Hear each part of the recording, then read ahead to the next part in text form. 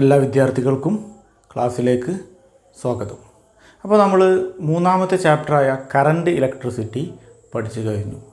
ഇനി നമ്മൾ ഇന്ന് സ്റ്റാർട്ട് ചെയ്യുന്നത് നമ്മുടെ ഫോർത്ത് ചാപ്റ്ററായ മൂവിങ് ചാർജസ് ആൻഡ് മാഗ്നറ്റിസം. അപ്പോൾ ഈ ചാപ്റ്ററിൻ്റെ പേര് കേൾക്കുമ്പോൾ തന്നെ നിങ്ങൾക്ക് മനസ്സിലാക്കാം, ഇവിടെ മൂവിങ് ചാർജ് എന്ന് പറഞ്ഞാൽ കറണ്ടാണ്. അതുപോലെ തന്നെ എന്തും കൂടെ ഉണ്ട് അതിൻ്റെ കൂടെ മാഗ്നറ്റിസം അല്ലേ. അപ്പോൾ മാഗ്നറ്റിക് ഫീൽഡുമായി ബന്ധപ്പെട്ട് എന്തൊക്കെയോ പഠിക്കാനുണ്ട്. അപ്പോൾ നമ്മുടെ തേർഡ് ചാപ്റ്ററിൽ നമ്മൾ കറണ്ടിനെ കുറിച്ച് പഠിച്ചു അല്ലേ. കറണ്ട് ഇലക്ട്രിസിറ്റി എന്ന് പറഞ്ഞാൽ മൂവിങ് ചാർജിനെ കുറിച്ച് പഠിച്ചു. ഇനി നമ്മൾ ഈ ചാപ്റ്ററിൽ പഠിക്കുന്നത് ഈ കറണ്ട് മൂലം ഉണ്ടാകുന്ന ഒരു മാഗ്നറ്റിക് ഫീൽഡിനെ കുറിച്ചാണ്. അപ്പോൾ ഇത് കണ്ടെത്തിയ ശാസ്ത്രജ്ഞനാണ്, വളരെ പ്രസിദ്ധനായ ഒരു സയൻറ്റിസ്റ്റാണ് ക്രിസ്റ്റ്യൻ ഈസ്റ്റഡ് എന്ന് പറയുന്ന ഒരു സയൻറ്റിസ്റ്റാണ് ഒരു കറണ്ടിന് ചുറ്റും എന്തുണ്ടാവും എന്ന് കണ്ടുപിടിച്ചത്, മാഗ്നറ്റിക് ഫീൽഡ് രൂപപ്പെടും എന്ന് കണ്ടുപിടിച്ചത്. അപ്പോൾ നമ്മൾ ചെറിയ ക്ലാസ്സുകളിലൊക്കെ പഠിച്ചൊരു പരീക്ഷണമുണ്ട്, ക്രിസ്റ്റ്യൻ ഈസ്റ്റഡിൻ്റെ ഒരു എക്സ്പെരിമെൻറ്റ്. അതെന്താണെന്നുള്ളത് നമ്മൾക്ക് ആദ്യം നോക്കാം. അപ്പോൾ അദ്ദേഹം ചെയ്ത പരീക്ഷണം ഒരു ചാലകത്തിലൂടെ, അതായത് ഒരു കണ്ടക്ടറിലൂടെ കറണ്ട് പാസ് ചെയ്യുകയാണ്.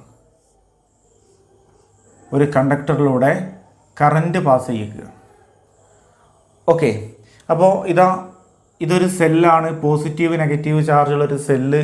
അതുപോലെ തന്നെ ഈ സെല്ല് ഒരു AB എന്ന് പറയുന്ന ഒരു കോപ്പർ വയറുമായി കണക്ട് ചെയ്തു. അപ്പോൾ നമ്മൾക്കറിയാം, ഒരു സെല്ല് കണക്ട് ചെയ്ത് കഴിഞ്ഞാൽ ഈ കണ്ടക്ടറിലൂടെ കറണ്ട് പാസ് ചെയ്യും. പോസിറ്റീവിൽ നിന്ന് നെഗറ്റീവിലേക്ക് കറണ്ട് പാസ് ചെയ്യും. അദ്ദേഹം യാദൃശ്ചികമായിട്ട് ഇങ്ങനെയുള്ള ഒരു സർക്യൂട്ടിൻ്റെ അടുത്ത് ഒരു മാഗ്നറ്റിക് നീഡിൽ അല്ലെങ്കിൽ നമ്മൾ കോമ്പസ് എന്ന് പറയും, മാഗ്നറ്റിക് നീഡിൽ അല്ലെങ്കിൽ കോമ്പസ് എന്ന് പറഞ്ഞാൽ ഒരു മാഗ്നറ്റാണ്. അപ്പോൾ അദ്ദേഹം യാദൃശ്ചികമായിട്ട് ഇങ്ങനെയുള്ള ഒരു കോമ്പസ് അതല്ലെങ്കിൽ ഒരു മാഗ്നറ്റിക് നീഡിൽ ഇതിനടുത്ത് വെച്ചു.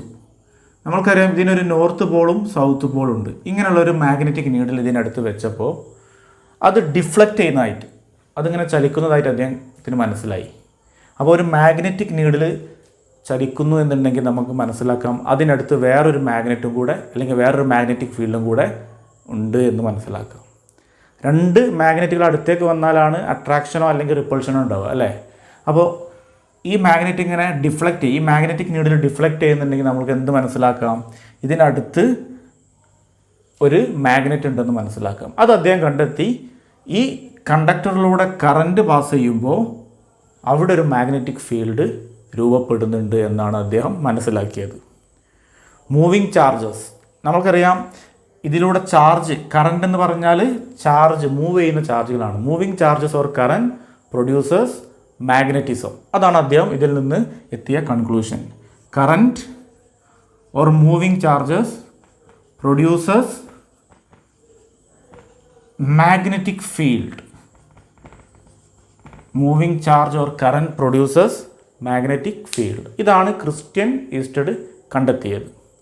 അപ്പോൾ ഈ പരീക്ഷണത്തിൽ നിന്നാണ് നമ്മൾക്ക് ഈ ചാപ്റ്ററിൽ ബാക്കിയുള്ള കാര്യങ്ങൾ പഠിക്കാനുള്ളത്. അപ്പോൾ നമ്മൾ ഇവിടെ നിന്ന് ആദ്യം മനസ്സിലാക്കേണ്ടത്, when current passes through A conductor it becomes A magnet. ഒരു കണ്ടക്ടറിലൂടെ കറണ്ട് പാസ് ചെയ്യുമ്പോൾ അതെന്തായി മാറും, ഒരു മാഗ്നറ്റായി മാറും. ഇത്രയും കാര്യങ്ങൾ നമ്മൾ നമ്മുടെ ചെറിയ ക്ലാസ്സുകളിലൊക്കെ പഠിച്ചതാണ്. ഓക്കെ, അപ്പോൾ ഇനി നമ്മൾ ഇവിടെ ഒരു ചാർജ് കൺസിഡർ ചെയ്യുക. Q എന്നുള്ളൊരു ചാർജ് നമ്മളിവിടെ കൺസിഡർ ചെയ്യാൻ പോകുന്ന ചാർജ് Q എന്നുള്ളൊരു ചാർജാണ്. Q എന്നുള്ളൊരു ചാർജ്, ഇങ്ങനെ ഒരു ചാർജ് E എന്നുള്ളൊരു ഇലക്ട്രിക് ഫീൽഡിൽ വെച്ച് കഴിഞ്ഞാൽ അതിനൊരു ഫോഴ്സ് അനുഭവപ്പെടും എന്ന് നമ്മൾ നമ്മുടെ ഫസ്റ്റ് ചാപ്റ്ററിൽ പഠിച്ചിട്ടുണ്ട് അല്ലേ. When a charge Q placed in a magnetic field, it experiences a force. That force is known as electric force or Coulomb force. നമ്മുടെ കൂളോംസിലൊക്കെ പഠിക്കുന്ന സമയത്ത് ഒക്കെ നമ്മൾ ഇലക്ട്രിക് ഫീൽഡൊക്കെ പഠിക്കുമ്പോൾ ഇത് പറഞ്ഞതാണ്. ആ ഫോഴ്സിൻ്റെ ഇക്വേഷൻ എന്താ? F equal to Q into E അല്ലേ? ഇതാണ് ഇലക്ട്രിക് ഫോഴ്സ് എന്ന് പറയുന്നത്. ഇതിനെ നമ്മൾ പറയുന്നതാണ് electric force. When a charge Q is placed in an electric field, it experiences an electric force that is F equal to Q into E. അപ്പോൾ ഇതാണ് electric force എന്ന് പറയുന്നത്. അതുപോലെ തന്നെ നമ്മളൊരു മാഗ്നറ്റിക് ഫീൽഡിൽ ഒരു ചാർജ് വെച്ച് കഴിഞ്ഞാൽ മാഗ്നറ്റിക് ഫീൽഡിനെ റെപ്രസെൻ്റ് ചെയ്യുന്ന ലെറ്റർ ഇലക്ട്രിക് ഫീൽഡിനെ റെപ്രസെൻ്റ് ചെയ്യുന്ന ഇ എന്നുള്ള ലെറ്റർ കൊണ്ടാണ്. അതുപോലെ മാഗ്നറ്റിക് ഫീൽഡിനെ റെപ്രസെൻ്റ് ചെയ്യുന്നത് ബി, ക്യാപിറ്റൽ ബി. ഈ ലെറ്റർ കൊണ്ടാണ് മാഗ്നറ്റിക് ഫീൽഡിനെ റെപ്രസെൻ്റ് ചെയ്യുന്നത്. ഓക്കെ, അപ്പോൾ ഒരു ചാർജ് ഒരു മൂവിങ് ചാർജാണ്. When a charge moves in a magnetic field with a velocity V, then it experiences a magnetic force that is F equal to Q into V cross B. ഈ ഇക്വേഷനും നമ്മൾ ഇതിൻ്റെ കൂടെ പഠിക്കണം. അതായത് ഒരു മാഗ്നറ്റിക് ഫീൽഡിലൂടെ ഒരു Q എന്നുള്ള ചാർജ് V വെലോസിറ്റിയിൽ മൂവ് ചെയ്യുമ്പോൾ അതിന് അനുഭവപ്പെടുന്ന ഫോഴ്സാണ് F equal to Q into V cross B. ഈ ഫോഴ്സിനെ, ഇതിനെ നമ്മൾ ഇലക്ട്രിക് ഫോഴ്സ് എന്ന് പറഞ്ഞു. അതുപോലെ ഈ ഫോഴ്സിനെ നമ്മൾ പറയുന്നതാണ് മാഗ്നറ്റിക് ലോറൻസ് ഫോഴ്സ്. അപ്പോൾ ഈ ഫോഴ്സിനെ നമ്മൾ പറയുന്നതാണ് മാഗ്നറ്റിക് ലോറൻസ് ഫോഴ്സ്. അതായത് F equal to Q V cross B. A cross B എന്ന് പറഞ്ഞാൽ നമ്മൾക്കറിയാം എ ബി സൈൻ തീറ്റ. അപ്പോൾ വി ക്രോസ് ബി എന്ന് പറഞ്ഞാൽ V B sine theta. Okay, അപ്പോൾ ഇതാണ് മാഗ്നറ്റിക് ലോറൻസ് ഫോഴ്സ്. ഇനി ഇവിടെ ഈ ഫോഴ്സ് മാക്സിമം ആവുന്നത്, എഫ് എന്ന് പറഞ്ഞ ഫോഴ്സ് മാക്സിമം ആവുന്നത് സൈൻ തീറ്റയുടെ വാല്യൂ 1 ആവുമ്പോഴാണ് അല്ലേ? അതായത് സൈൻ തീറ്റ 1 ആവണം എന്നുണ്ടെങ്കിൽ സൈൻ തീറ്റ ഈക്വൽ ടു 1 എന്ന് പറയണമെന്നുണ്ടെങ്കിൽ തീറ്റ ഈക്വൽ ടു എന്തായിരിക്കണം? When theta equal to 90 degree, അങ്ങനെയാണെങ്കിൽ സൈൻ 90 എന്ന് പറഞ്ഞാൽ 1 ആണ് അല്ലേ? സൈൻ 90 1 ആവുമ്പോൾ F equal to Q into V B. ഇതാണ് maximum magnetic Lorentz force. Magnetic Lorentz ഫോഴ്സിൻ്റെ മാക്സിമം വാല്യൂ സൈൻ തീറ്റ 1 ആവുമ്പോഴാണ്. അതാണ് F equal to Q V B.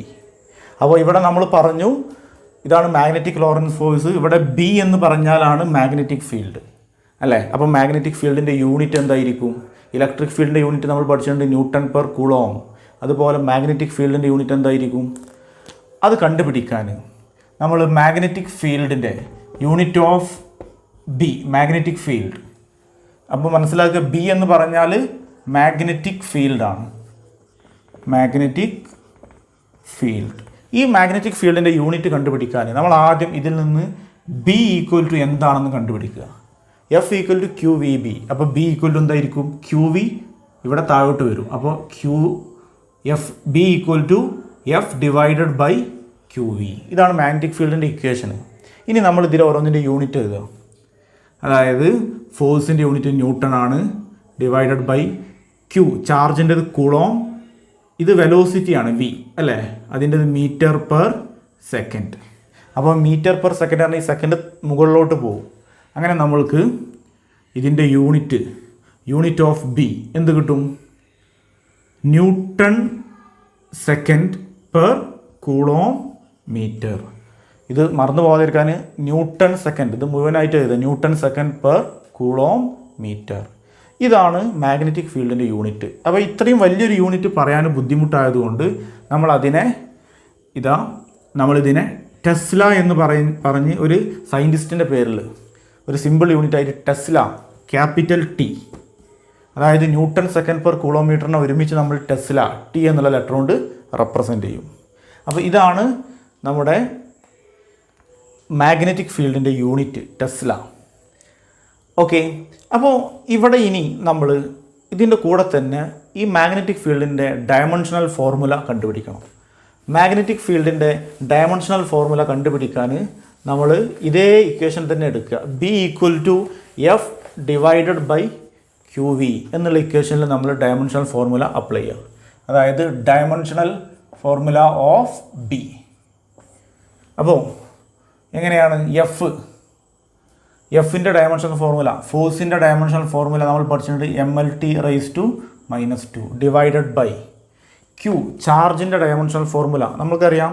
I equal to Q/T ആണ്. അപ്പോൾ Q ഈക്വൽ ടു എന്താണ്? T ഇങ്ങോട്ട് multiply ചെയ്യുക, I × T. ഇതിൻ്റെ ഡയമെൻഷണൽ ഫോർമുല എന്താണ്? I എന്ന് പറഞ്ഞാൽ കറൻറ്റിൻ്റെത് ആംബിയർ, ടൈമിൻ്റെത് T. ഇനി എന്താണ്? അപ്പോൾ എഫിൻ്റെത് എഴുതി, ക്യൂവിൻ്റെത് എഴുതി. ഇനി വെലോസിറ്റിയുടെ ഡയമെൻഷണൽ ഫോർമുല നമ്മൾക്കറിയാം, LT⁻⁻1. അപ്പോൾ ഇവിടെ T⁻1 ആണ്, ഇത് T⁻−1 ആണ്. ഇത് രണ്ടും നമുക്ക് ക്യാൻസൽ ചെയ്യാം. കാരണം T⁻−1 എന്ന് പറഞ്ഞാൽ 1/T ആണ്. അപ്പോൾ ഇത് രണ്ടും തമ്മിൽ ക്യാൻസൽ ചെയ്തു. ഈ എല്ലും തമ്മിൽ ക്യാൻസൽ ചെയ്യാം. അപ്പോൾ നമ്മൾക്ക് ഡയമെൻഷണൽ ഫോർമുല കിട്ടി. M, മുകളിലൊരു M ഉണ്ട്. ഈ A മുകളിലേക്ക് പോകുമ്പോൾ A അതിൻ്റെ മുകളിലെ പവർ 1 ആണ്. മുകളിലേക്ക് വരുമ്പോൾ A⁻−1. ഇനി ടിയുടെ ഡയമെൻഷണൽ ഫോർമുല T⁻². ഇതാണ് dimensional formula of magnetic field. Magnetic ഫീൽഡിൻ്റെ ഡയമെൻഷണൽ ഫോർമുലയാണ് നമ്മളിവിടെ പഠിച്ചത്. ഓക്കെ, അപ്പോൾ ഡയമെൻഷണൽ ഫോർമുല പഠിക്കുക മാഗ്നറ്റിക് ഫീൽഡിൻ്റെ. അതുപോലെ തന്നെ ഇവിടെ മാഗ്നറ്റിക് ഫീൽഡിൻ്റെ യൂണിറ്റ് സിമ്പിളായിട്ട് ടെസ്ല എന്നും പഠിക്കുക. ഓക്കെ, ഇനി നമ്മൾ ഡിസ്കസ് ചെയ്യുന്നത്, ഇപ്പോൾ നമ്മൾ 2 ഇക്വേഷൻ പറഞ്ഞു അല്ലേ? ആദ്യം നമ്മൾ ആ 2 ഇക്വേഷൻ ഏതാണെന്നുള്ളത് നോക്കാം. ഒന്ന് ഇലക്ട്രിക് ഫോഴ്സിൻ്റെ ഇക്വേഷന് പഠിച്ചു, അതുപോലെ മാഗ്നറ്റിക് ലോറൻസ് ഫോഴ്സിൻ്റെ ഇക്വേഷന് പഠിച്ചു. ഇങ്ങനെ 2 ഇക്വേഷനാണ് നമ്മളിവിടെ പഠിച്ചത്. ഇലക്ട്രിക് ഫോഴ്സിൻ്റെ ഇക്വേഷൻ, ഇലക്ട്രിക് ഫോഴ്സ് എഫ് ഇലക്ട്രിക് അല്ലേ, that is equal to Q × E. അതുപോലെ magnetic Lorentz force F magnetic, that is equal to Q × V × B. അപ്പോൾ ഇവിടെ നമ്മൾ ഒന്നാമത്തെ ഇക്വേഷന് ഇത് ഒരു ചാർജിനെ ഒരു ഇലക്ട്രിക് ഫീൽഡ് വെച്ചാൽ അതിന് അനുഭവപ്പെടുന്ന ഫോഴ്സാണ്. ഇനി രണ്ടാമത്തെ ഇക്വേഷനോ, ഒരു ചാർജ് ബി എന്നുള്ള മാഗ്നറ്റിക് ഫീൽഡിലൂടെ മൂവ് ചെയ്യുമ്പോൾ, വി വെലോസിറ്റിയിൽ മൂവ് ചെയ്യുമ്പോൾ അതിനനുഭവപ്പെടുന്ന ഫോഴ്സാണ് മാഗ്നറ്റിക് ലോറൻസ് ഫോഴ്സ്. ഇനി നമ്മൾ അടുത്ത കേസ് സങ്കല്പിക്കുക. ഒരു ചാർജ് ഇലക്ട്രിക് ഫീൽഡിലൂടെയും മാഗ്നറ്റിക് ഫീൽഡിലൂടെയും മൂവ് ചെയ്യുകയാണെങ്കിൽ, അതായത് ഇലക്ട്രിക് ഫീൽഡുണ്ട് മാഗ്നറ്റിക് ഫീൽഡുണ്ട്, രണ്ടും കൂടി ഒരുമിച്ച് വരുന്ന ഒരു കേസിൽ അതിലൂടെ ഒരു Q എന്നുള്ള ചാർജ് V വെലോസിറ്റിയിൽ മൂവ് ചെയ്യുകയാണെങ്കിൽ അതിന് അനുഭവപ്പെടുന്ന ഫോഴ്സ്, അപ്പോൾ ഇതിൻ്റെ രണ്ടിൻ്റെയും കോമ്പിനേഷൻ ആയിരിക്കും ആ ഫോഴ്സ്. അതിനെ നമ്മൾ സിമ്പിളായിട്ട് പറയുന്നതാണ് ലോറൻസ് ഫോഴ്സ്. വളരെ ഇമ്പോർട്ടൻ്റ് ആണ്, എക്സാമിനൊക്കെ ചോദിക്കുന്നതാണ് ലോറൻസ് ഫോഴ്സ്. അപ്പോൾ ലോറൻസ് ഫോഴ്സ് എന്ന് പറഞ്ഞാൽ it is a force experiences on a charge which moves in both electric and magnetic field. Electric ഫീൽഡിലൂടെയും മാഗ്നറ്റിക് ഫീൽഡിലൂടെയും ഒരു ചാർജ് മൂവ് ചെയ്യുമ്പോൾ അതിനനുഭവപ്പെടുന്ന ഫോഴ്സിനെ പറയുന്നതാണ് ലോറൻസ് ഫോഴ്സ്. അപ്പോൾ ലോറൻസ് ഫോഴ്സ് എന്ന് പറഞ്ഞാൽ നമ്മൾക്ക് എളുപ്പത്തിൽ എഴുതാൻ പറ്റും. ഇത് രണ്ടും കൂടി പ്ലസ് ചെയ്താൽ ലോറൻസ് ഫോഴ്സ് ആയി. അതായത് Lorentz force F equal to, ആദ്യം ഇലക്ട്രിക് ഫീൽഡിൽ ആ ചാർജിന് അനുഭവപ്പെടുന്ന ഫോഴ്സാണ് Q × E പ്ലസ് മാഗ്നറ്റിക് ഫീൽഡിൽ അതിന് അനുഭവപ്പെടുന്ന ഫോഴ്സാണ് Q × V × B. അപ്പോൾ നമുക്ക് F ഈക്വൽ ടു എന്ത് എഴുതാം? ഇപ്പോൾ ഇവിടെ ഇത് QE, ഇത് Q × V × B അല്ലേ? ഇതിൽ രണ്ടിലും കോമൺ ആയിട്ട് Q ഉണ്ട്. അപ്പോൾ Qനെ നമ്മൾക്ക് ബ്രാക്കറ്റിന് പുറത്തേക്ക് എടുത്തു കഴിഞ്ഞാൽ പിന്നെ ബാക്കി ബ്രാക്കറ്റിൻ്റെ ഉള്ളിൽ ഉള്ളത് എന്താ? E. ഇവിടെ E ഉണ്ട്, പ്ലസ് ഇവിടെ എന്തുണ്ട്? V × B. ഇതാണ് നമ്മൾ ലോറൻസ് ഫോഴ്സ് എന്ന് പറയുന്നത്. അപ്പോൾ ലോറൻസ് ഫോഴ്സ് എന്ന് പറഞ്ഞാൽ it is the force experiences on A charge Q which is moving with a velocity V in both electric and magnetic field. അപ്പോൾ ലോറൻസ് ഫോഴ്സ് എന്ന് പറഞ്ഞാൽ എഫ് ഈക്വൽ ടു നമ്മൾക്ക് എന്ത് പറയാം? Lorentz force is the sum of electric force and magnetic force. അപ്പോൾ ഇതാണ് Lawrence force എന്ന് പറഞ്ഞാൽ. വളരെ ഇമ്പോർട്ടൻ്റ് ആയ ഒരു ടോപ്പിക്കാണ് ലോറൻസ് ഫോഴ്സ്. ഓക്കെ, ഇനി നമ്മൾ ഇവിടെ മാഗ്നറ്റിക് ഫീൽഡിനെ റെപ്രസെൻ്റ് ചെയ്യുന്നത്, മാഗ്നറ്റിക് ഫീൽഡിൻ്റെ ഡയറക്ഷനെ റെപ്രസെൻ്റ് ചെയ്യുന്നത് രണ്ട് രീതിയിലാണ്. നമ്മൾക്കറിയാം, ഒരു സ്ക്രൂ എടുത്താൽ അല്ലെങ്കിൽ ഒരു ആരോ എടുത്താൽ, അങ്ങനെ എന്തായാലും കുഴപ്പമില്ല, ഒരു സ്ക്രൂ എടുത്താൽ അതിനൊരു കൂർത്ത ഭാഗം ഉണ്ടാവും അല്ലേ, അതുപോലെ തന്നെ ഒരു ക്രോസ് ആയിട്ടുള്ള ഭാഗം ഉണ്ടാവും. അപ്പോൾ നമ്മൾക്കറിയാം, ഒരു ചുമരിൽ തറഞ്ഞു നിൽക്കുന്ന ഒരു സ്ക്രൂ, ആ സ്ക്രൂ നോക്കിക്കഴിഞ്ഞാൽ നമ്മളൊരു ചുമരിലേക്ക് ഒരു സ്ക്രൂ ഡ്രില്ല് ചെയ്ത് കയറ്റുകയാണ്. അപ്പോൾ നമ്മൾ നോക്കിക്കഴിഞ്ഞാൽ അത് ചുമരിൻ്റെ ഉള്ളിലേക്ക് പോയിട്ടുണ്ട്. അപ്പോൾ നമ്മൾ ആ സ്ക്രൂവിൻ്റെ ബാക്ക് ഭാഗമാണ് ചുമരിൽ കാണുക അല്ലേ, ഇങ്ങനെ കാണും. ഓക്കെ, അതൊക്കെ കുറേ സ്ക്രൂ നമ്മളിങ്ങനെ ചുമരിൽ, ഞാൻ ഈ ബോർഡിൽ ആ സ്ക്രൂ ഇങ്ങനെ ഡ്രില്ല് ചെയ്ത് കയറ്റിയിട്ടുണ്ട്. അപ്പോൾ അതിൻ്റെ ബാക്ക് ഭാഗം ഇങ്ങനെ ഒരു ക്രോസ് പോലെ നമ്മൾക്ക് കാണാം. എന്നാൽ നമ്മുടെ നേർക്ക് ഒരു സ്ക്രൂ നിൽക്കുകയാണെങ്കിലോ, ഒരു സ്ക്രൂ നമ്മുടെ നേർക്ക് ഇങ്ങനെ പിടിച്ചിട്ടുണ്ട്, അതിൻ്റെ കൂർത്ത ഭാഗം. അപ്പോൾ നമ്മൾ ആ കൂർത്ത ഭാഗം എങ്ങനെയാണ് കാണിക്കുക, ഒരു ഡോട്ട് പോലെ അല്ലേ. നമ്മൾ മാഗ്നറ്റിക് ഫീൽഡിൻ്റെ ഡയറക്ഷന് റെപ്രസെൻ്റ് ചെയ്യാൻ ഒരു സ്ക്രൂവിൻ്റെ രണ്ട് അറ്റങ്ങൾ പോലെയാണ്. ഇങ്ങനെയാണെങ്കിൽ നമ്മൾ സ്ക്രൂവിൻ്റെ ബാക്ക് ഭാഗം കാണും, എന്ന് പറഞ്ഞാൽ സ്ക്രൂ അങ്ങോട്ട് ഈ ബോർഡിലേക്ക് തുളച്ച് കയറിയിട്ടുണ്ട്. അപ്പോൾ മാഗ്നറ്റിക് ഫീൽഡിൻ്റെ ഡയറക്ഷൻ ഇങ്ങനെ കൊടുക്കുകയാണെങ്കിൽ മാഗ്നറ്റിക് ഫീൽഡിൻ്റെ ഡയറക്ഷൻ എങ്ങോട്ടാണ്, ഇൻ ടു ദി പ്ലെയിൻ. ഇതൊരു പ്ലെയിൻ ആണ് അല്ലേ, ഒരു ബോർഡ് ഒരു പ്ലെയിൻ ആണ്. അപ്പോൾ ഇൻ ടു ദി പ്ലെയിൻ, ഈ പ്ലെയിനിലേക്ക്. ഓക്കെ, ഇനി ഇവിടെയാണെങ്കിലോ സ്ക്രൂ നിങ്ങളുടെ നേർക്കാണ് അല്ലേ, അതായത് അതിൻ്റെ കൂർത്ത ഭാഗം നിങ്ങളുടെ നേർക്കാണ് വരുന്നത്. അപ്പോൾ ഇതിനെ നമ്മൾക്ക് എന്ത് പറയാം, ഔട്ട് ഓഫ് ദി പ്ലെയിൻ, ഈ പ്ലെയിനിന് പുറത്തേക്കാണ്, ഔട്ട് ഓഫ് ദി പ്ലെയിൻ. ഇങ്ങനെയാണ് നമ്മൾ ഒരു മാഗ്നറ്റിക് ഫീൽഡിൻ്റെ ഡയറക്ഷന് റെപ്രസെൻ്റ് ചെയ്യാൻ നമ്മൾ വരക്കാറുള്ളത്. അപ്പോൾ ഇവിടെ നമ്മൾ ലോറൻസ് ഫോഴ്സ് എന്ന് പറഞ്ഞാൽ അത് മാഗ്നറ്റിക് ഫോഴ്സിൻ്റെയും ഇലക്ട്രിക് ഫോഴ്സിൻ്റെയും കോമ്പിനേഷൻ ആണെന്ന് പറഞ്ഞു. ഇനി നമ്മൾക്ക് ഈ മാഗ്നറ്റിക് ഫോഴ്സിൻ്റെ ഡയറക്ഷൻ എങ്ങനെ കണ്ടുപിടിക്കാം. മാഗ്നറ്റിക് ഫോഴ്സിൻ്റെ ഡയറക്ഷൻ കണ്ടുപിടിക്കാൻ നമ്മൾ ചെറിയ ക്ലാസ്സിൽ പഠിച്ച റൂളുണ്ട്, ഫ്ലെമിങ്സ് ലെഫ്റ്റ് ഹാൻഡ് റൂൾ. അങ്ങനെ റൂൾ പഠിച്ചിട്ടുണ്ട് അല്ലേ, ഫ്ലെമിങ്സ് ലെഫ്റ്റ് ഹാൻഡ് റൂൾ. നമ്മുടെ ലെഫ്റ്റ് ഹാൻഡിൻ്റെ 3 ഫിംഗേഴ്സ്, അതായത് ഏതൊക്കെയാണ്, 4 ഫിംഗർ അല്ലേ, ചൂണ്ടുവിരൽ, പിന്നെ അതുപോലെ മിഡിൽ ഫിംഗർ നടുവിരൽ, അതുപോലെ തമ്പ് എന്ന് പറഞ്ഞാൽ തള്ളവിരൽ, ഇത് 3ഉം പെർപെൻഡിക്കുലറായി പിടിച്ചിട്ടുള്ള ഒരു ലോ നമ്മൾ പഠിച്ചിട്ടുണ്ട്. എന്നാൽ അതിനേക്കാളും വളരെ സിമ്പിളായിട്ടുള്ള ലോ ആണ് റൈറ്റ് ഹാൻഡ് പാം റൂൾ. നമ്മൾക്ക് മാഗ്നറ്റിക് ഫീൽഡിൻ്റെ ഡയറക്ഷനൊക്കെ കണ്ടുപിടിക്കാൻ വളരെ സിമ്പിളായിട്ട് യൂസ് ചെയ്യുന്ന ഒരു റൂളാണ് റൈറ്റ് ഹാൻഡ് റൂൾ എന്നും പറയും, അല്ലെങ്കിൽ right hand palm rule. Right hand palm rule എന്ന് പറഞ്ഞാൽ, ഇവിടെ നമ്മൾക്കറിയാം നമ്മളെ റൈറ്റ് ഹാൻഡിൻ്റെ പാം എന്ന് പറഞ്ഞാൽ നമ്മുടെ ഉള്ളം കൈയാണ് അല്ലേ, നമ്മുടെ ഈ കൈവെള്ള, ഇതാണ് പാം. അപ്പോൾ വളരെ സിമ്പിളാണ്. നമ്മുടെ ഈ 5 ഫിംഗേഴ്സിൽ 4 ഫിംഗേഴ്സ് തമ്പ് മാത്രം മാറ്റി വെച്ചിട്ട് ഈ 4 ഫിംഗേഴ്സ് നമ്മൾ മാഗ്നറ്റിക് ഫീൽഡിൻ്റെ ഡയറക്ഷന് ആണ് പിടിക്കേണ്ടത്. ഇപ്പോൾ ഇവിടെ നമ്മളൊരു എക്സാമ്പിൾ പറയാം. ഇതാ ഒരു ചാർജ് Q എന്നുള്ളൊരു ചാർജ് ഈ മാഗ്നറ്റിക് ഫീൽഡിലേക്ക് വരുന്നുണ്ട്. അതിൻ്റെ ഡയറക്ഷനാണ് വെലോസിറ്റി, ഇതാണ് ഡയറക്ഷൻ. അങ്ങനെയാണെങ്കിൽ നമ്മൾ ചെയ്യേണ്ടത് വളരെ സിമ്പിളാണ്. ഇവിടെ മാഗ്നറ്റിക് ഫീൽഡിൻ്റെ ഡയറക്ഷൻ എങ്ങോട്ടാണ്, ഇൻ ടു ദി പ്ലെയിനിൻ്റെ ഉള്ളിലേക്കാണ്. അപ്പോൾ നമ്മൾ എന്ത് ചെയ്യുക, നമ്മുടെ 4 ഫിംഗേഴ്സിൻ്റെ ഈ ടിപ്പ് എന്ത് ചെയ്യുക, ഈ മാഗ്നറ്റിക് ഫീൽഡ് ഡയറക്ഷനിൽ ഇങ്ങനെ പിടിക്കുക. ഓക്കെ, അത് പിടിക്കുമ്പോൾ തന്നെ നമ്മൾ ചെയ്യേണ്ട കാര്യം, നമ്മുടെ തമ്പിൻ്റെ ഡയറക്ഷൻ എങ്ങോട്ടായിരിക്കണം. തമ്പ് നമ്മളിങ്ങനെ പിടിക്കുമ്പോൾ ഞാൻ പിടിക്കുമ്പോൾ ഇങ്ങോട്ടാണ് നിൽക്കുന്നത് അല്ലേ, ഈ തമ്പ് എങ്ങോട്ടായിരിക്കണം, ഈ ചാർജ് മൂവ് ചെയ്യുന്നത് അല്ലെങ്കിൽ കറണ്ടിൻ്റെ ഡയറക്ഷനിലായിരിക്കണം. ചാർജ് ഇങ്ങോട്ടാണ് മൂവ് ചെയ്യുന്നത് അല്ലേ. അപ്പോൾ വെലോസിറ്റി ഓഫ് ചാർജ് ഇങ്ങോട്ടാണ്. അപ്പോൾ തമ്പ് ഞാൻ അങ്ങോട്ട് പിടിക്കണം. അപ്പോൾ ഇങ്ങനെ പിടിക്കുമ്പോൾ ശരിയാവോ, ഇല്ല. നമ്മളെങ്ങനെ പിടിക്കണം, എൻ്റെ 4 ഫിംഗേഴ്സ് എന്ത് ചെയ്യുന്നുണ്ട്, കറക്റ്റാണ്, മാഗ്നറ്റിക് ഫീൽഡിൻ്റെ ഡയറക്ഷനിൽ അങ്ങോട്ട് പിടിക്കുന്നുണ്ട്. എന്നാൽ തമ്പ് പിടിക്കേണ്ടത് എങ്ങോട്ടാണ്, അങ്ങോട്ടാണ്. അപ്പോൾ ഞാൻ ഇങ്ങനെ പിടിക്കേണ്ടി വരും. ഇങ്ങനെ പിടിക്കുമ്പോൾ എൻ്റെ പാം എങ്ങോട്ടാണ് നിൽക്കുന്നത്, എൻ്റെ കൈവെള്ള എങ്ങോട്ടാണ് നിൽക്കുന്നത്, മുകളിലേക്കാണ്. അപ്പോൾ അങ്ങനെയാണെങ്കിൽ മാഗ്നറ്റിക് ഫോഴ്സിൻ്റെ ഡയറക്ഷന് മുകളിലേക്കായിരിക്കും. ഇതാ വളരെ സിമ്പിളാണ്. ഇവിടെ നമ്മൾ ചെയ്യേണ്ടത്, നമ്മുടെ 4 ഫിംഗേഴ്സ് മാഗ്നറ്റിക് ഫീൽഡിൻ്റെ ഡയറക്ഷനിൽ പിടിക്കുന്നു, തമ്പ് ചാർജിൻ്റെ വെലോസിറ്റി ഡയറക്ഷനിൽ പിടിക്കുന്നു. അപ്പോൾ നമ്മുടെ പാം എന്ന് പറഞ്ഞാൽ കൈവെള്ള മുകളിലേക്കാണ് നിൽക്കുന്നത്. അപ്പോൾ ഫോഴ്സ് മുകളിലേക്കായിരിക്കും. ഓക്കെ. ഇനി അതുപോലെ തന്നെ ഇവിടെയാണെങ്കിലോ, ഇവിടെയും ഇതാ ഒരു ചാർജ് Q എന്നുള്ള ചാർജിൻ്റെ വെലോസിറ്റി ഇങ്ങോട്ടാണ്, Q എന്നുള്ള ചാർജ് അങ്ങോട്ടാണ് മൂവ് ചെയ്യുന്നത്. അപ്പോൾ നമ്മൾ എന്ത് ചെയ്യണം? നമ്മൾ ചെയ്യേണ്ട കാര്യങ്ങൾ എന്താണ്? ഒന്ന്, നമ്മുടെ മാഗ്നറ്റിക് ഫീൽഡ് ഡയറക്ഷൻ എങ്ങോട്ടാണ് നോക്കുക. മാഗ്നറ്റിക് ഫീൽഡ് ഡയറക്ഷന് ഇങ്ങോട്ടാണ്, നിങ്ങളുടെ നേർക്കാണ്. അപ്പോൾ ഞാൻ എന്ത് ചെയ്യേണ്ടി വരും?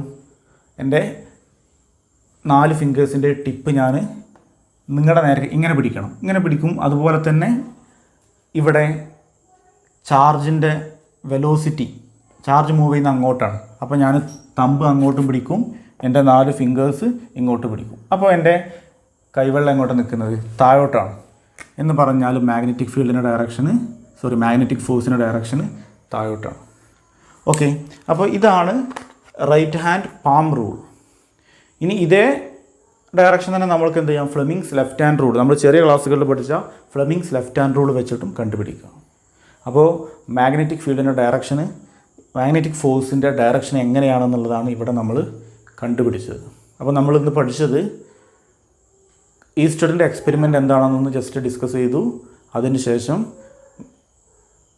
Electric force, magnetic Lorentz force, പിന്നെ ഇത് രണ്ടും കൂടി കൂടിയിട്ടുള്ള ലോറൻസ് ഫോഴ്സ് എന്താണ്, അതുപോലെ തന്നെ മാഗ്നറ്റിക് ഫീൽഡിൻ്റെ യൂണിറ്റ് എന്താണ്, ഡയമെൻഷണൽ ഫോർമുല എന്താണ്, അതുപോലെ എങ്ങനെയാണ് മാഗ്നറ്റിക് ഫോഴ്സിൻ്റെ ഡയറക്ഷന് കണ്ടുപിടിക്കുക. ഇത്രയും കാര്യങ്ങളാണ് ഇന്ന് പഠിച്ചു കഴിഞ്ഞത്.